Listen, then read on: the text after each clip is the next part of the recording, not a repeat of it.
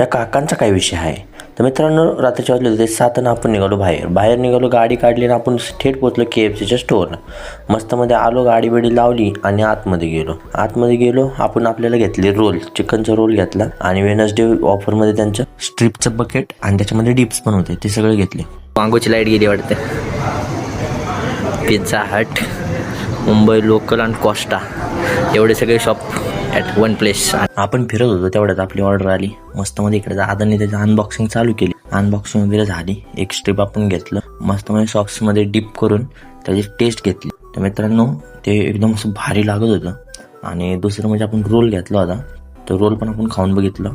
Role पण एकदम best लागत होता. खाऊन वगैरे झालं, काकांना बाय बोलून ऑटोमॅटिक डोअरमधून आपण पडलो बाहेर आलो ना, आपल्याला बिर्याणी खायची इच्छा झाली. मग काय, गेलो दुर्गा माता. मस्तमध्ये गाडी बिडी लावली, आतमध्ये गेलो, मटन बिर्याणी घेतली. मग बिर्याणी टेस्टला आणि क्वालिटी भारी होती.